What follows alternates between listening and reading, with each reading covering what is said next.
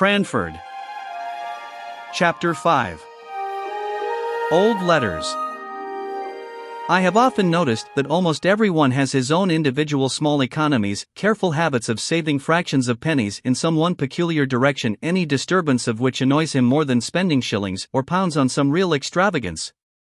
An old gentleman of my acquaintance, who took the intelligence of the failure of a joint stock bank, in which some of his money was invested, with stoical mildness, worried his family all through a long summer's day because one of them had torn, instead of cutting, out the written leaves of his now useless bank book. Of course, the corresponding pages at the other end came out as well, and this little unnecessary waste of paper, his private economy, chafed him more than all the loss of his money.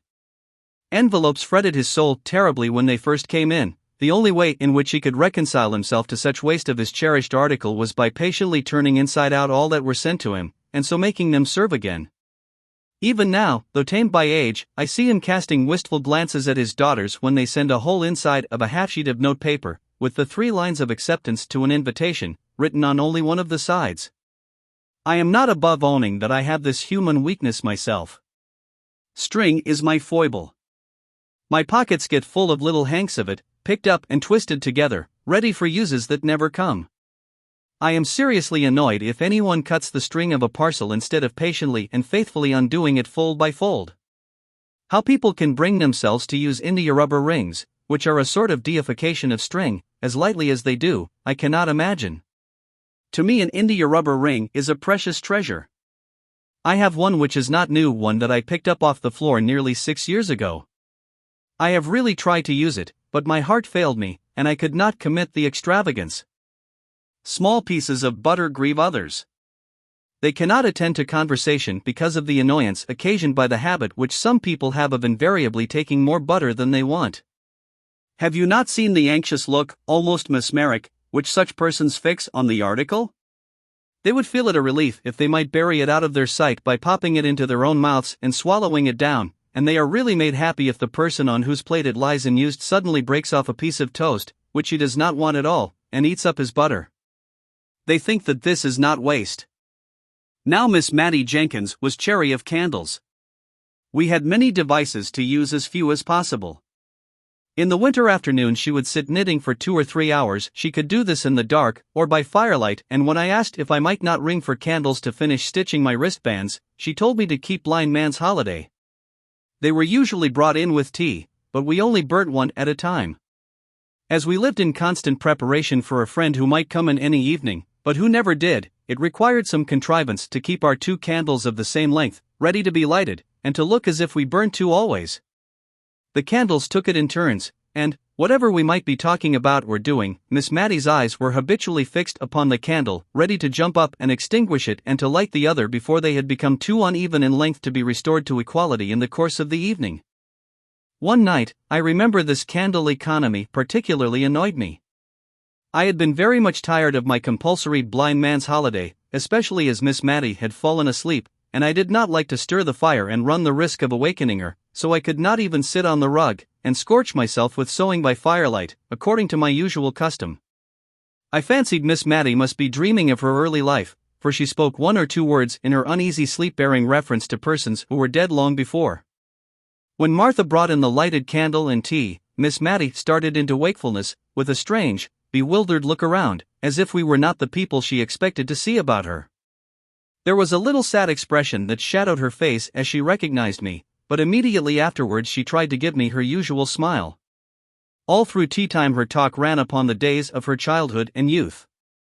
Perhaps this reminded her of the desirableness of looking over all the old family letters, and destroying such as ought not to be allowed to fall into the hands of strangers, for she had often spoken of the necessity of this task, but had always shrunk from it, with a timid dread of something painful. Tonight, however, she rose up after tea and went for them in the dark, for she piqued herself on the precise neatness of all her chamber arrangements, and used to look uneasily at me when I lighted a bed candle to go to another room for anything. When she returned there was a faint, pleasant smell of Tonquin beans in the room. I had always noticed this scent about any of the things which had belonged to her mother, and many of the letters were addressed to her, yellow bundles of love letters, 60 or 70 years old. Miss Matty undid the packet with a sigh, but she stifled it directly, as if it were hardly right to regret the flight of time, or of life either. We agreed to look them over separately, each taking a different letter out of the same bundle and describing its contents to the other before destroying it. I never knew what sad work the reading of old letters was before that evening, though I could hardly tell why. The letters were as happy as letters could be, at least those early letters were. There was in them a vivid and intense sense of the present time, which seemed so strong and full, as if it could never pass away, and as if the warm, living hearts that so expressed themselves could never die, and be as nothing to the sunny earth. I should have felt less melancholy, I believe, if the letters had been more so. I saw the tears stealing down the well-worn furrows of Miss Matty's cheeks, and her spectacles often wanted wiping. I trusted at last that she would light the other candle, for my own eyes were rather dim, and I wanted more light to see the pale, faded ink, but no, even through her tears, she saw and remembered her little economical ways. The earliest set of letters were 2 bundles tied together, and ticketed, in Miss Jenkyns's handwriting, letters interchanged between my ever-honored father and my dearly beloved mother, prior to their marriage, in July 1774. I should guess that the rector of Cranford was about 27 years of age when he wrote those letters, and Miss Matty told me that her mother was just 18 at the time of her wedding. With my idea of the rector derived from a picture in the dining parlor, stiff and stately, in a huge full-bottomed wig, with gown, cassock, and bands, and his hand upon a copy of the only sermon he ever published, it was strange to read these letters. They were full of eager, passionate ardor, short homely sentences, right fresh from the heart, very different from the grand Latinist, Johnsonian style of the printed sermon preached before some judge at assize time. His letters were a curious contrast to those of his girl bride. She was evidently rather annoyed at his demands upon her for expressions of love, and could not quite understand what he meant by repeating the same thing over in so many different ways, but what she was quite clear about was a longing for a white paduasoy, whatever that might be, and 6 or 7 letters were principally occupied in asking her lover to use his influence with her parents, who evidently kept her in good order, to obtain this or that article of dress, more especially the white paduasoy. He cared nothing how she was dressed. She was always lovely enough for him, as he took pains to assure her, when she begged him to express in his answers a predilection for particular pieces of finery, in order that she might show what he said to her parents. But at length he seemed to find out that she would not be married till she had a trousseau to her mind, and then he sent her a letter, which had evidently accompanied a whole box full of finery, and in which he requested that she might be dressed in everything her heart desired. This was the first letter, ticketed in a frail, delicate hand, from my dearest John. Shortly afterwards they were married, I suppose, from the intermission in their correspondence. "We must burn them, I think," said Miss Matty, looking doubtfully at me. "No one will care for them when I am gone." And one by one she dropped them into the middle of the fire, watching each blaze up, die out, and rise away, in faint, white, ghostly semblance, up the chimney, before she gave another to the same fate. The room was light enough now, but I, like her, was fascinated into watching the destruction of those letters, into which the honest warmth of a manly heart had been poured forth. The next letter, likewise docketed by Miss Jenkyns, was endorsed, "Letter of pious congratulation and exhortation from my venerable grandfather to my beloved mother, on occasion of my own birth." Also some practical remarks on the desirability of keeping warm the extremities of infants, from my excellent grandmother. The first part was, indeed, a severe and forcible picture of the responsibilities of mothers, and a warning against the evils that were in the world, and lying in ghastly wait for the little baby of 2 days old. His wife did not write, said the old gentleman, because he had forbidden it, she being indisposed with a sprained ankle, which, he said, quite incapacitated her from holding a pen. However, at the foot of the page was a small T.O., and on turning it over, sure enough, there was a letter to my dearest Molly, begging her, when she left her room, whatever she did, to go upstairs before going down, and telling her to wrap her baby's feet up in flannel, and keep it warm by the fire, although it was summer, for babies were so tender. It was pretty to see from the letters, which were evidently exchanged with some frequency between the young mother and the grandmother, how the girlish vanity was being weeded out of her heart by love for her baby. The white paduasoy figured again in the letters, with almost as much vigor as before. In one, it was being made into a christening cloak for the baby. It decked it when it went with its parents to spend a day or 2 at Arley Hall. It added to its charms, when it was the prettiest little baby that ever was seen. Dear mother, I wish you could see her. Without any partiality, I do think she will grow up a regular beauty. I thought of Miss Jenkyns, grey, withered, and wrinkled, and I wondered if her mother had known her in the courts of heaven, and that I knew that she had, and that they stood there in angelic guise. There was a great gap before any of the rector's letters appeared. And then his wife had changed her mode of her endorsement. It was no longer from, "My dearest John," it was from, "My honored husband." The letters were written on occasion of the publication of the same sermon which was represented in the picture. The preaching before my Lord Judge, and the publishing by request, was evidently the culminating point, the event of his life. It had been necessary for him to go up to London to superintend it through the press. Many friends had to be called upon and consulted before he could decide on any printer fit for so onerous a task, and at length it was arranged that J. and J. Rivingtons were to have the honorable responsibility. The worthy rector seemed to be strung up by the occasion to a high literary pitch, for he could hardly write a letter to his wife without cropping out into Latin. I remember the end of one of his letters ran thus: "I shall ever hold the virtuous qualities of my Molly in remembrance, dum memor ipsi me, dum spiritus regit artis," which, considering that the English of his correspondent was sometimes at fault in grammar, and often in spelling, might be taken as a proof of how much he idealized his Molly, and, as Miss Jenkyns used to say, people talk a great deal about idealizing nowadays, whatever that may mean. But this was nothing to a fit of writing classical poetry which soon seized him, in which his Molly figured away as Maria. The letter containing the Carmen was endorsed by her, "Hebrew verses sent me by my honored husband." I thought to have had a letter about killing the pig, but must wait.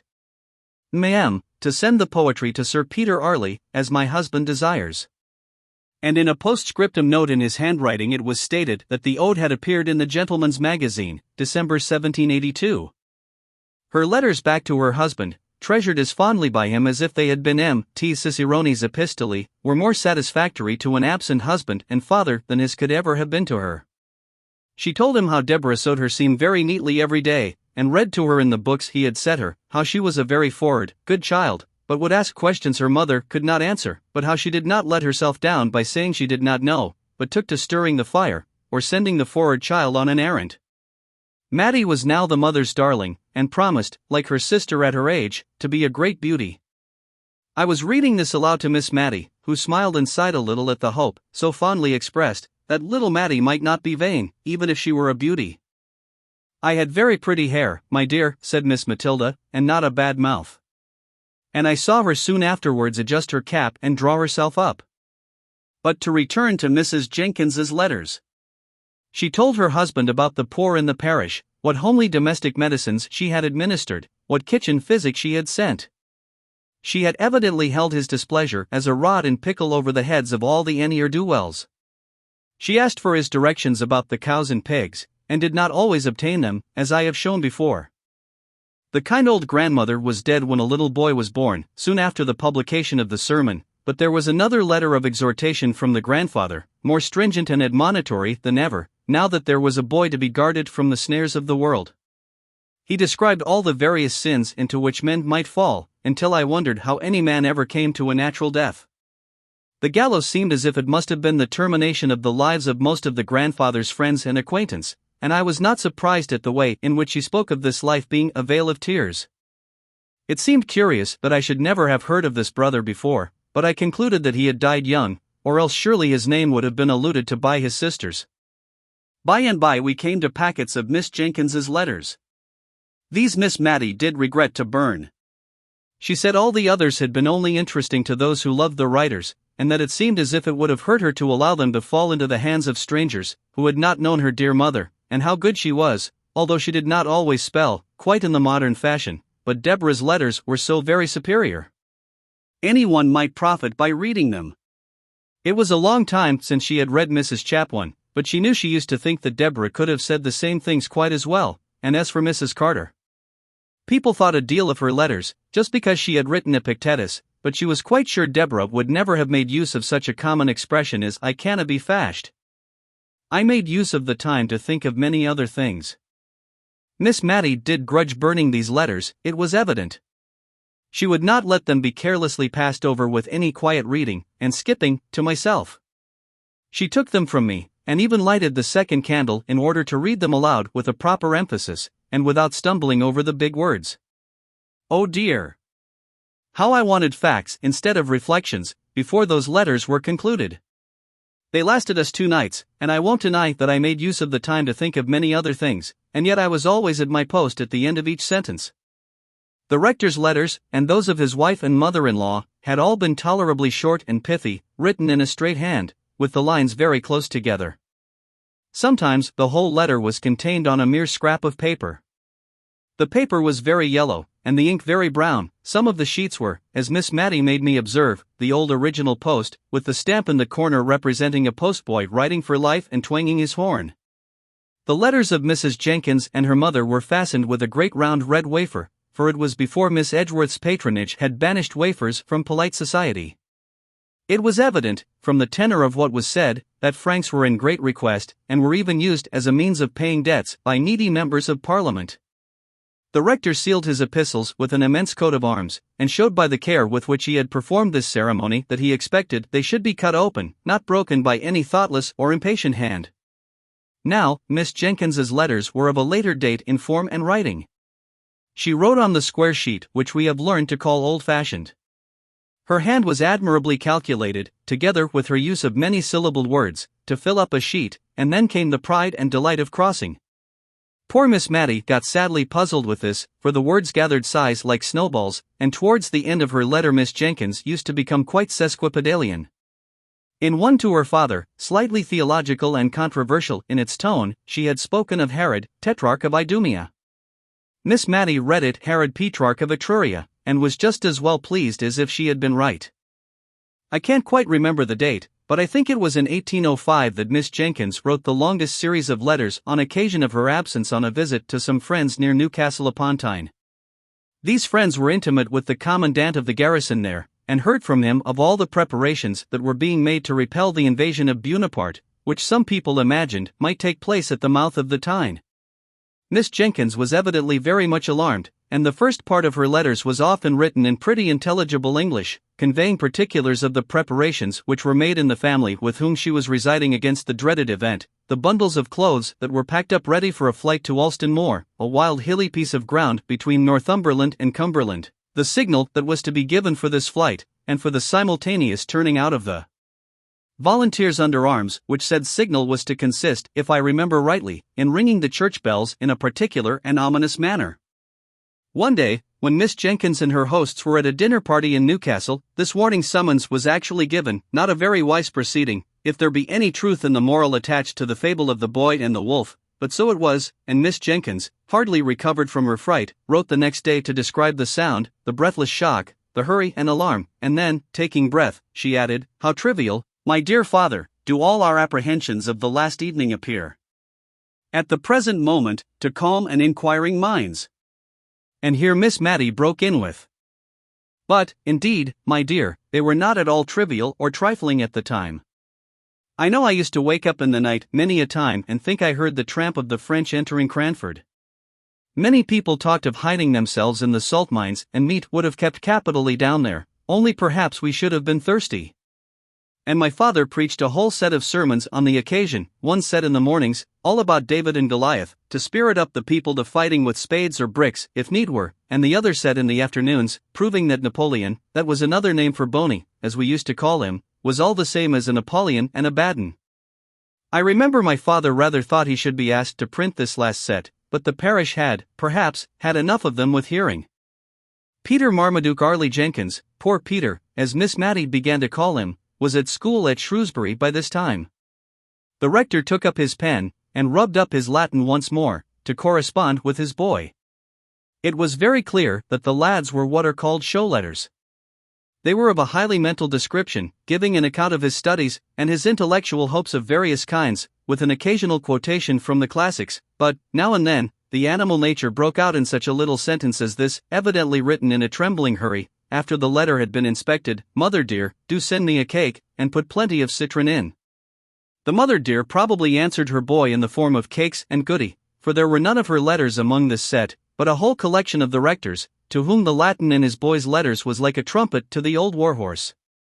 I do not know much about Latin, certainly, and it is, perhaps, an ornamental language, but not very useful, I think, at least to judge from the bits I remember out of the rector's letters. One was, "You have not got that town in your map of Ireland, but bonus bonardus non videt omnia, as the proverbia say." Presently it became very evident that poor Peter got himself into many scrapes.